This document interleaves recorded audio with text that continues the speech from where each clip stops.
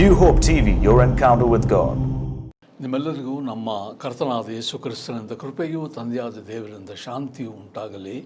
ನಮ್ಮ ಧ್ಯಾನಕ್ಕಾಗಿ ಸಂತ ಪೌಲನು ತೀತನಿಗೆ ಬರೆದ ಪತ್ರಿಕೆ 2ನೇ ಅಧ್ಯಾಯ 1ನೇ ವಚನವನ್ನು ಓದುತ್ತೇನೆ. ನೀನಾದರೋ ಸ್ವಸ್ಥ ಬೋಧನೆಗೆ ಅನುಗುಣವಾಗಿ ಉಪದೇಶ ಮಾಡು. Titus 2:1. But as for you, teach what accords sound doctrine. ಕ್ರೈಸ್ತ ವಿಶ್ವಾಸಿಗಳ ಜವಾಬ್ದಾರಿಕೆ ಅಥವಾ ಕ್ರಿಯಾ ಭಾರಗಳು, duties or responsibilities of believers.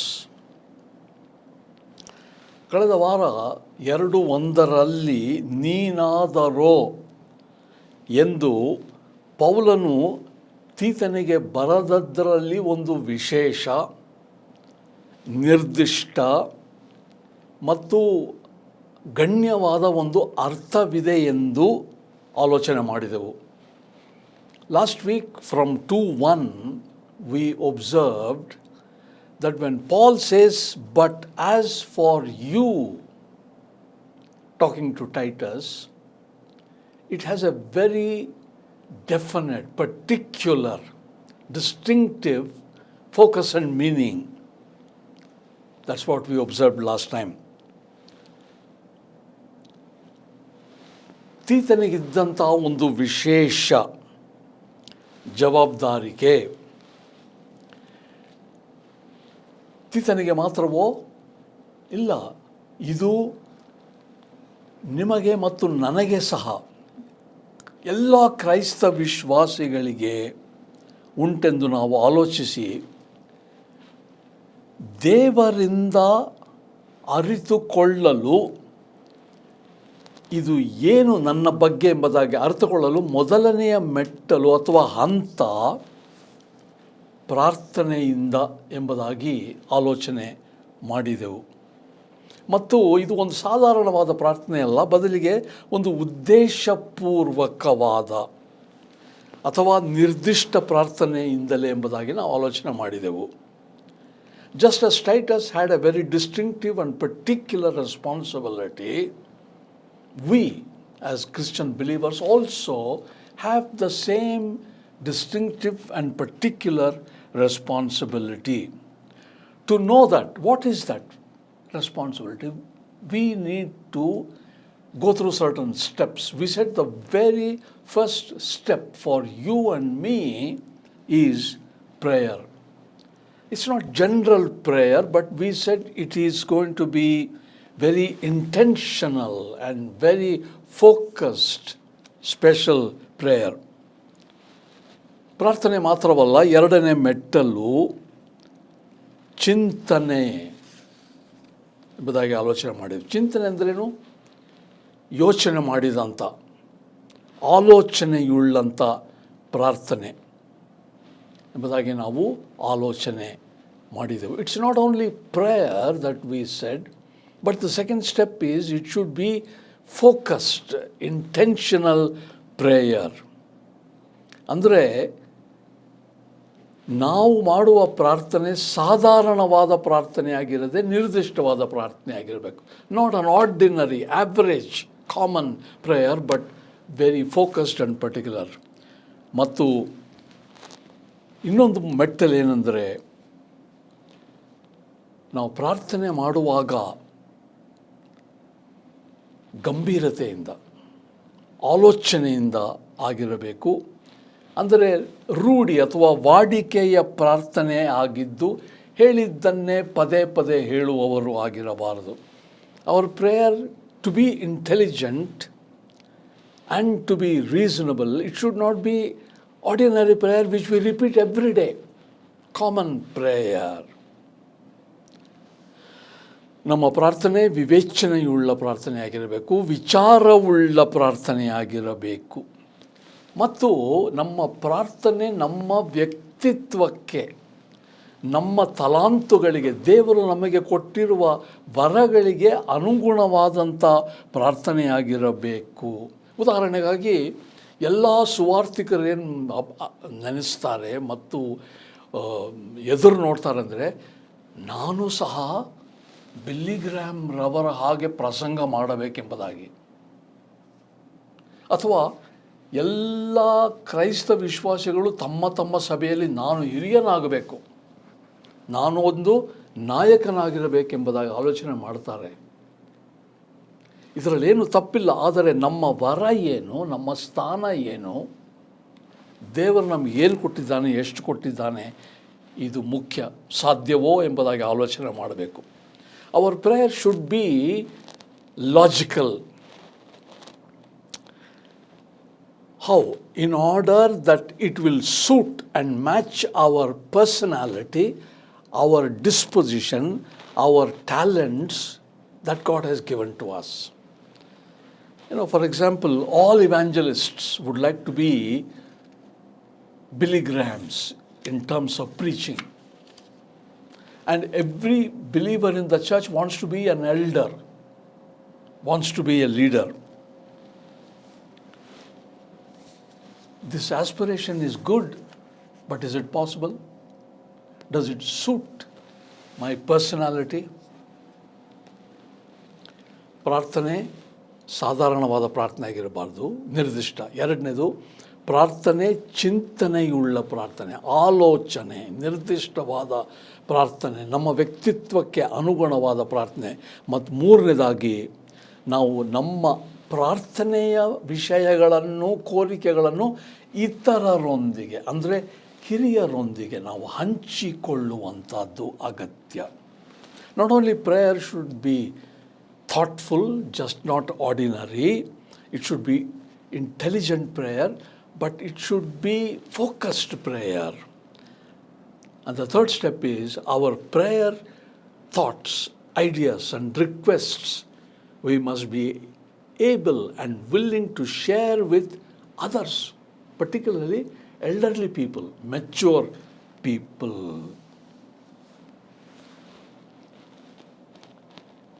It is good always to share our thoughts with others. ನಮ್ಮ ಕಾಳಜಿ ಏನಾಗಿದೆ, ಯಾವುದಕ್ಕೋಸ್ಕರ ನಾವು ಪ್ರಾರ್ಥನೆ ಮಾಡ್ತಾ ಇದ್ದೀವಿ, ನಮ್ಮ ಚಿಂತೆ ಏನಾಗಿದೆ, ನಮ್ಮ ಆಕಾಂಕ್ಷೆ ಏನಾಗಿದೆ, ನಮ್ಮ ದೃಶ್ಯ ಏನಾಗಿದೆ, ನಮ್ಮ ದೃಷ್ಟಿ ಏನಾಗಿದೆ, ನಮಗೆ ಏನು ಅಗತ್ಯವಾಗಿದೆ, ಹೇಗೆ, ಯಾವಾಗ ಎಂಬುದಾಗಿ ನಾವು ಇತರರೊಂದಿಗೆ, ಹಿರಿಯರೊಂದಿಗೆ ಹಂಚಿಕೊಳ್ಳುವುದು ಅಗತ್ಯ. Our desires, our plans, our wishes and our vision, our goals, all that we want to pray, it is good to share with people our spirituality and maturity. ಇದಾದ ನಂತರ ನಾಲ್ಕನೆಯ ಹಂತ, ನಾವು ಪ್ರಾರ್ಥನೆ ಮಾಡಿದ ಮೇಲೆ ನಿರೀಕ್ಷಿಸಿ ಕಾಯಬೇಕು. ಅಂದರೆ ತಾಳ್ಮೆ ಅಗತ್ಯ. ನಾವು ಕಾಯುತ್ತಿರುವಾಗ, ನಿರೀಕ್ಷೆ ಮಾಡುತ್ತಿರುವಾಗ ಸಣ್ಣ ಪುಟ್ಟ ಕಾರ್ಯಗಳನ್ನು ಮಾಡಬೇಕು. ಸೇವೆ, ಯಾವುದೇ ಸೇವೆಯಾಗಲಿ, ಸಭಾ ಸೇವೆಯೋ, ಸಮಾಜ ಸೇವೆಯೋ, ಅಥವಾ ಮನೆಯಲ್ಲಿ ಸೇವೆಯೋ, ಸಣ್ಣ ಪುಟ್ಟವುಗಳಾದರೂ ಸಹ ನಾವು ಅದನ್ನು ಮಾಡುವುದರಲ್ಲಿ ಸಂತೋಷವಾಗಿರುವುದು ಅಗತ್ಯ. In the waiting period for answers from God for our prayers, it's always good for us to do small things, ordinary things for God, either in the church or in the society or in the family, in the neighborhood, wherever. And we should do it happily and willingly. Small things. ಹೀಗೆ ಸಣ್ಣ ಪುಟ್ಟ ಕಾರ್ಯಗಳನ್ನು ಮಾಡುವುದರಿಂದಲೇ ದೇವರಿಂದ ನಮಗೆ ಹೆಚ್ಚಿನ ಜವಾಬ್ದಾರಿಕೆ, ಮಹತ್ವವುಳ್ಳ, ಘನವುಳ್ಳ, ಅಮೋಘವಾದ ಕಾರ್ಯಗಳನ್ನು ಮಾಡಲಿಕ್ಕೆ ದೇವರು ನಮಗೆ ಸಹಾಯ ಮಾಡ್ತಾರೆ. ಮತ್ತು ಸಣ್ಣ ಪುಟ್ಟ ಕಾರ್ಯಗಳಿಂದಲೇ ನಾವು ದೊಡ್ಡ ಅಮೋಘವಾದ ಕಾರ್ಯಗಳಿಗೆ, ಕೆಲಸಗಳಿಗೆ ನಮ್ಮನ್ನು ಸಿದ್ಧಪಡಿಸಿಕೊಳ್ಳುತ್ತೇವೆ. In doing God's will in small things, ordinary things, everyday things. not very important things. We prepare ourselves to do some great jobs, to do some important and meaningful jobs for the kingdom of God. ಮತ್ತೊಂದು ಮೆಟ್ಟಲು ಇದೇನೆಂದರೆ ತೀರ್ಮಾನ ಮಾಡಬೇಕು, ನಿರ್ಣಯ ಮಾಡಬೇಕು. ಪ್ರಾರ್ಥನೆ, ನಿರ್ದಿಷ್ಟ ಪ್ರಾರ್ಥನೆ, ಆಮೇಲೆ ಇತರರೊಂದಿಗೆ ಹಂಚಿಕೊಳ್ಳುವಿಕೆ, ಕಾಯುವಂಥದ್ದು ತಾಳ್ಮೆಯಿಂದ. ಅದಾದಮೇಲೆ ತೀರ್ಮಾನ ಇರಬೇಕು ನಮಗೆ. ಕೂಡಲೇ ನಾವು ಕಾರ್ಯನಿವೃತ್ತಿ ಮಾಡುವವರಾಗಿರಬೇಕು, ಕಾರ್ಯಗಳನ್ನು ನಿರ್ವಹಿಸಬೇಕು, ಅನಿಶ್ಚಿತರಾಗಿರಬಾರದು. ಕಾರಣ, ಚಂಚಲ ಮನಸ್ಸಿನ ವ್ಯಕ್ತಿ ಅಪ್ರಯೋಜಕ ವ್ಯಕ್ತಿ. ತೀರ್ಮಾನ ಮಾಡಬೇಕು. The next step is we have to be people of decision. We have to be decisive. When you know that this is what God wants you to do, we have to act. Take a decision. No room for wavering or vacillating in a Christian believer. Because a wavering person, a vacillating person is invariably ineffective, useless. We can't be wavering, but we should take decisions. ಈ ಹಲವಾರು ಮೆಟ್ಲುಗಳು ಕೆಲವರಿಗೆ ಒಂದು ವೇಳೆ ಸಾಧಾರಣವಾಗಿ ಕಂಡು ಬರಬಹುದು, ಅಥವಾ ಕೆಲವರಿಗೆ ಕಠಿಣವಾಗಿ ಸಹ ಕಂಡು ಬರಲಿಕ್ಕೆ ಸಾಧ್ಯ. ನಿಮ್ಮನ್ನು ದೇವರು ನಡೆಸುತ್ತಿದ್ದಾನೆ, ದೇವರ ಪರಿಪಾಲನೆ, ದೇವರ ಪ್ರೇರೇಪಣೆ ಉಂಟೆಂಬ ಅನುಭವ ಆಗ್ತಾ ಉಂಟಾ ನಿಮಗೆ? ದೇವರ ನಡೆಸುವಿಕೆಗೆ ಚಿಹ್ನೆ ಅಥವಾ ಸಂಕೇತ ಏನಂದರೆ ನಮಗೆ ಶಾಂತಿ, ನಮಗೆ ಸಮಾಧಾನ, ತೃಪ್ತಿ, ಆದರಣೆ, ಗಲಿಬಿಲಿ ಇಲ್ಲದಂಥ ವಾತಾವರಣ ಆಗ್ತದೆ. ಇದೆ ನಮ್ಮ ತೀರ್ಮಾನವನ್ನು ದೇವರು ಅಂಗೀಕಾರ ಮಾಡಿದ್ದಾನೆ, ನಡೆಸ್ತಿದ್ದಾನೆ ಎಂಬುದಕ್ಕೆ ಸಂಕೇತ, ಸಂದೇಹವಿಲ್ಲದ ಒಂದು ಗುರುತಾಗಿದೆ. Following these steps may appear to be easy for some people, but others may say, no, it is very difficult, whatever it is. Do you have the assurance that you are being led by God? You are guided by God, you are inspired by God, and the indication of you being led by God is peace, satisfaction, contentment, no wavering, no disturbance within. I know God is leading me, I know His will. So the mark of God's guidance after following all these steps is that I have peace, peace of God. I am being led by God. That experience of tranquility and composure is the evidence that God is leading us. ನಮ್ಮಲ್ಲಿ ಪ್ರತಿಯೊಬ್ಬೊಬ್ಬರು, ನೀವು ಮತ್ತು ನಾನು, ನಮ್ಮ ಬಾಳಿನ ಉದ್ದೇಶವೇನು? ನಾವು ಯಾಕಿದ್ದೇವೆ ಈ ಲೋಕದಲ್ಲಿ? ದೇವರು ನಮ್ಮನ್ನು ಯಾಕೆ ಇಟ್ಟಿದ್ದಾನೆ ನಾವಿರುವಲ್ಲಿ ಎಂಬುದನ್ನು ಅರಿತುಕೊಳ್ಳುವ ಒಂದು ಕುತೂಹಲ, ತವಕ, ಆಸಕ್ತಿ ನಮಗೆ ಇದೆ ಅಲ್ಲವೇ? ನಮಗೆ ಮಾತ್ರ ಅಲ್ಲ, ದೇವರಿಗೂ ಸಹ ಅದಿದೆ. ನನ್ನ ಮಗನಿಗೆ, ನನ್ನ ಮಗಳಿಗೆ ಆಕೆಯ ಜೀವನದ ಉದ್ದೇಶವೇನೆಂಬುದನ್ನು ಹೊರಪಡಿಸಲಿಕ್ಕೆ, ವ್ಯಕ್ತಪಡಿಸಲಿಕ್ಕೆ, ತೋರಿಸಿಕೊಡಲಿಕ್ಕೆ ದೇವರಿಗೆ ಸಹ ಕುತೂಹಲ ಉಂಟು. Each one of us desires to know why we are here, what is God's will for me, why am I here, wherever I am, what does God want me to do? Everybody is willing to know what God wants us to do. We are waiting for that. It's not just you and I who are waiting, but even God wants to reveal what He has in mind for us. We must be willing to prepare ourselves to accept. ಇದು ಹೇಗೆ? ದೇವರು ಹೇಗೆ ನಮಗೆ ತಿಳಿಸ್ತಾನೆ ಎಂಬುದೇ ದೊಡ್ಡ ಪ್ರಶ್ನೆ. ಇದರಿಂದ ನಾವು ಪ್ರಾರಂಭ ಮಾಡಿದೆವು. ವಿಶ್ವಾಸಿಗಳ ಜವಾಬ್ದಾರಿಕೆ ಏನು? ನಮ್ಮ ಕಾರ್ಯನಿರತ ಹೇಗೆ ನಾವು ಮಾಡಬೇಕೆಂಬುದಾಗಿ ಕಳೆದ ವಾರದಿಂದ ನಾವು ಬೇರೆ ಬೇರೆ ಹಂತಗಳನ್ನು ಆಲೋಚನೆ ಮಾಡ್ತಾ ಇದ್ದೇವೆ. ಅದು ಅಲ್ಲ, ಕಡೆಗೆ ನಾವೇನು ಹೇಳಿದ್ವಿ? ಒಂದು ತೀರ್ಮಾನಕ್ಕೆ ನಾವು ಬರಬೇಕು. ಆ ತೀರ್ಮಾನ, ಆ ಕಾರ್ಯನಿರ್ವಹಿಸುವಿಕೆಯಿಂದಲೇ ನಮಗೆ ಶಾಂತಿ, ನಮಗೆ ಸಮಾಧಾನ ಎಂಬುದಾಗಿ ಆಲೋಚನೆ ಮಾಡಿದೆವು. We began by asking, how can I know what God wants me to do in this life? And we said we have to follow certain steps. Prayer, not ordinary prayer, but intentional prayer. We need to share with others. We need to wait. We need to make a decision. And once God tells us what His will is, we need to act.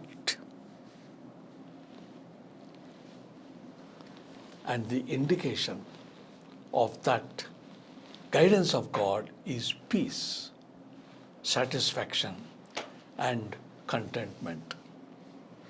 Do you have that peace? ನಿಮಗೆ ನಿಮ್ಮ ಜೀವನದಲ್ಲಿ ದೇವರ ನಡೆಸುವಿಕೆ ಇದೆ ಎಂಬ ಒಂದು ಭರವಸೆ, ಒಂದು ನಿಶ್ಚಯ, ಆ ಸಮಾಧಾನ ಉಂಟ? ನೀವು ಯಾರೇ ಆಗಿರಬಹುದು, ಕ್ರೈಸ್ತ ವಿಶ್ವಾಸಿಗಳು, ಸುವಾರ್ತೆ ಸೇವೆ ಮಾಡುವವರು, ಸರ್ಕಾರದಲ್ಲಿ ಕೆಲಸ ಮಾಡುವವರು, ಅಥವಾ ಸಮಾಜ ಸೇವೆ ಏನು ಮಾಡುವವರಾಗಿದ್ದರೂ ಸಹ ಯೇಸು ಕ್ರಿಸ್ತನನ್ನು ನಂಬಿದ ಮೇಲೆ ಈ ಎಲ್ಲ ಹಂತಗಳನ್ನು ನಾವು ಪರಿಪಾಲನೆ ಮಾಡಿದರೆ ನಮಗೆ ಸಮಾಧಾನ. Whoever you are, wherever you are, whatever is your responsibility, if you are a believer in Jesus Christ, you need to have the assurance that God is leading me. And the indication of that guidance is peace, contentment, and satisfaction. ಇದನ್ನು ನಾವು ಕಂಡುಕೊಳ್ಳುವ ಹಾಗೆ ಬೇರೆ ಬೇರೆ ಹಂತಗಳನ್ನು ನಾವು ಪರಿಪಾಲನೆ ಮಾಡಿ ದೇವರಿಂದ ನಾವು ಏನು ಮಾಡಬೇಕು, ಹೇಗೆ ಮಾಡಬೇಕು, ಏಕೆ ಮಾಡಬೇಕು ಎಂಬ ಶಾಂತಿ ಸಮಾಧಾನವು ನಮಗಿರುವಂತೆ ಪ್ರಾರ್ಥನೆ ಮಾಡೋಣ. ಪರಮ ತಂದೆಯಾದ ದೇವರೇ, ಪೌಲನು ತೀತನಿಗೆ ಕೊಟ್ಟ ಉಪದೇಶದಿಂದ ನೀನಾದರೋ ಎಂಬುದಾಗಿ ಹೇಳಿದ್ದಾಗ ಒಂದು ನಿರ್ದಿಷ್ಟವಾದ ಒಂದು ವ್ಯಕ್ತಿ ಎಂಬುದಾಗಿ ಗೊತ್ತಾಯಿತು. ನಮ್ಮನ್ನು ಸಹ ನೀನು ಉಂಟು ಮಾಡಿದ್ದಿ. ಕೇವಲ ನಾವು ಸಾಧಾರಣ ವ್ಯಕ್ತಿಗಳಾಗಿರಲಿಕ್ಕಲ್ಲ, ಬದಲಿಗೆ ನಿನ್ನ ಮಕ್ಕಳಾಗಿರಲಿಕ್ಕೆ. ಮತ್ತು ನಮಗೂ ಸಹ ಒಂದು ನಿರ್ದಿಷ್ಟವಾದ ಒಂದು ಜವಾಬ್ದಾರಿಕೆಯನ್ನು ಕೊಟ್ಟಿದ್ದಿ. ಕಾರ್ಯವನ್ನು ನಾವು ನಿರ್ವಹಿಸುವಂಥ ಜವಾಬ್ದಾರಿಕೆ ಕೊಟ್ಟಿದ್ದಿ. ಇದನ್ನು ಕಂಡುಕೊಳ್ಳಲು ನಾವು ಪ್ರಾರ್ಥನೆ ಮಾಡಬೇಕು, ನಾವು ಇತರರೊಂದಿಗೆ ಹಂಚಿಕೊಳ್ಳಬೇಕು, ನಾವು ಕಾಯಬೇಕು, ತೀರ್ಮಾನ ಮಾಡಬೇಕು. ಇದರಿಂದ ನಮಗೆ ಸಮಾಧಾನ ದೇವರ ಸೇವೆಯಲ್ಲಿ ಎಂಬುದಾಗಿ ತಿಳಿಸಿಕೊಟ್ಟಿದ್ದಿ. ಇದನ್ನು ನಾವು ನಿನ್ನ ಮಕ್ಕಳು ನಿನ್ನ ಹತ್ರ ಬರ್ತೇವೆ, ಪ್ರತಿಯೊಬ್ಬರು ಅನುಭವಿಸಲಿಕ್ಕೆ ಕೃಪೆ ದಯಪಾಲಿಸು ಎಂದು ನಮ್ಮ ತಂದೆಯಾದ ದೇವರನ್ನು ಮಗನಾದ ಯೇಸು ಕ್ರಿಸ್ತನ ಹೆಸರಿನಲ್ಲಿ ಬೇಡಿಕೊಳ್ಳುತ್ತೇವೆ. ಆಮೆನ್.